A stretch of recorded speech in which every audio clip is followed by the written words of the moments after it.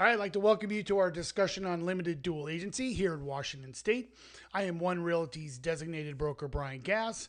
Thanks for joining us. Now, on January 1st, some major changes went into effect related to the real estate agency law here in Washington. In fact, it's the biggest change to the law in its 26-year history. Now, intended to increase transparency and consumer protections, there are 4 areas of the law that are affected. There's the creation of the Brokerage Services Agreements, changes to dual agency, duties owed by brokers were expanded, and the real estate brokerage in Washington pamphlet was updated. Now, we also have additional information and videos for each of the 4 areas that are affected by the change at WashingtonAgencyLaw.com. We're going to start with what dual agency is, then we will go over the general duties that every agent or broker is charged with carrying out when representing a client. We will talk about limited dual agency, when it's allowed and under what circumstances. We will go over the specific duties that a limited dual agent is charged with, and I'll list some pros and cons of allowing limited dual agency for your agent. And then finally, we're going to try and give you an idea of what to do when it comes time for you to decide if you want to allow your agent to be a limited dual agent on your behalf.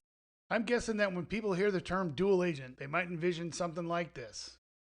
Maybe in spy movies, but not in real estate. A dual agent is a real estate agent who represents both the seller and the buyer in a transaction. Now, a limited dual agent is essentially the same thing, except for the name's been changed to better reflect the agent's limited ability to serve both principals at the same level if they were separate. Now, we'll explain why they are limited in a moment. First, take a look at real estate agency law in Washington. When an agent is working with a principal, there are certain duties the agent is charged with: loyalty, disclosure, confidentiality. Don't disclose any confidential information from or about your principal. You want to advise the principal to seek expert advice on matters relating to the transaction that are beyond the broker's expertise. There are specific duties that maybe a buyer's agent might have, such as when they're finding properties in the MLS for sale by owners, negotiate on issues that come up like price, advise on contingencies like inspection, recommending different contractors, will naturally be limited in their representation. Because of this, the state of Washington requires written consent to allow the agent limited dual agency representation. Now, this should happen when you list your home or first sign a brokerage services agreement and prior to any purchase and sale contracts.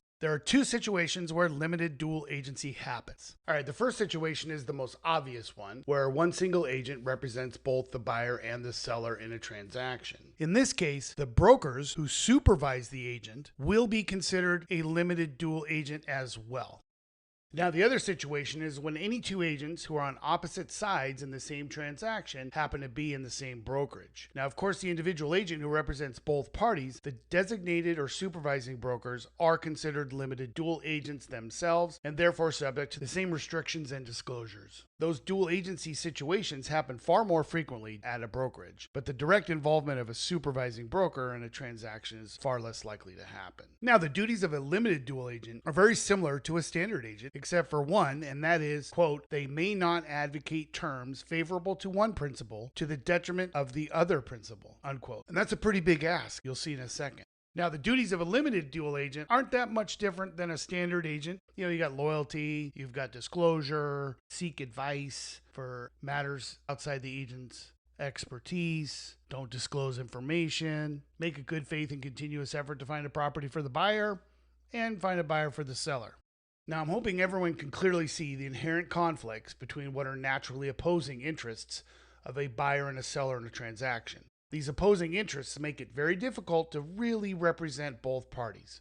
Focus on the statement, do not advocate terms favorable to one principal over the detriment of the other. Just think about discussions on price or inspection contingencies. An agent can't really talk about the price with both clients. The seller has one price, buyer has another. How do you square with that? That's just one of many, many conflicts that need to be resolved. Dual agency doesn't always have to be just one agent representing 2 parties in a transaction. It can also be when one agent represents multiple buyers who have the same profile when looking at properties for sale. Each person is owed the duties of a broker individually, but what happens if you look at them as a group, looking at the same property? They want to all make an offer. What do we recommend? Go to WashingtonAgencyLaw.com for more videos and information that we have on filling out the brokerage disclosure form, which everybody has to have, which includes the limited dual agency authorization. Second, there's no need to authorize limited dual agency right away. You don't have to do it in the beginning. You can leave it open. Such a time comes where it's going to be a great deal for you as a seller or a buyer. You can amend your brokerage services agreement to allow it later. You really have to weigh the pros and the cons on these. And for buyers, there's far more cons than there are pros. All right, well, here's a good segue. Pros and cons. Let's look at a couple of them. And I did grab this information from an article I saw that summarized the points well and just work for generalization. All right, so pros. The pros were one agent can streamline the transaction, cut down on the back and forth. Maybe. Listing agent might have more information on the property, but we'll see it's a con too. Reduced compensation. Buyer might have more negotiating power because there's two agents. Having the same brokerage, probably see streamline the transaction, same thing. All right, let's look at the cons though. Limited information. That's right, because there's going to be restrictions on the amount of information that can be shared. There's no guarantee the buyer pays less for the property due to a reduced compensation. The compensation is set by the seller in the listing agreement in most cases. Agent could be over-incentivized to close the deal for no matter what. The agents we all know that each agent owes each of the principals a certain duties. Those duties conflict with the different interests that are involved. Seller doing open houses looking for a buyer. We all know only a buyer's agent can be expected to advise you, if you're a buyer, whether the listing price is reasonable, right? Because the listing agent is limited in their ability to advise you. And that same goes for negotiating issues like inspections. And who knows, maybe the seller has a better relationship with the agent and there's a conflict there as well. So it looks like the cons are going to far outweigh the pros. So what can you do? Well, for buyers, you should have a conversation with your agent on how they deal with multiple buyers and when they have multiple offers on the property. Check past sales of properties that you've looked at and see if maybe they were sold by your agent and there's a conflict somewhere. For sellers, it's pretty simple. Have the buyer be represented by somebody else, right? I mean, forfeiting confidentiality, loyalty, and limiting exposure on your property might not be worth it to save the money.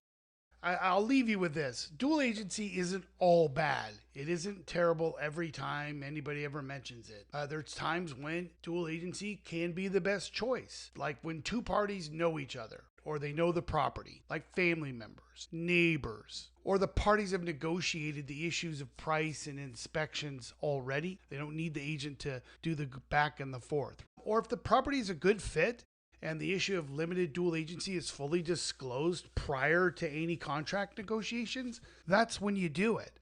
You don't need to have it dropped on you with in the last minute or not know what's going on or who represents who and how people are getting paid. So that's the whole idea.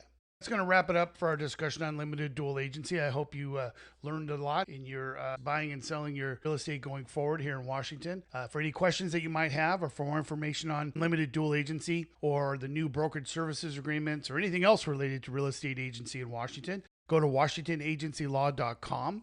You can reach out to me direct at any of our social media or by phone or by email. Until next time, remember that there are many asset classes that you can put your money in, but only one of them that you will call home.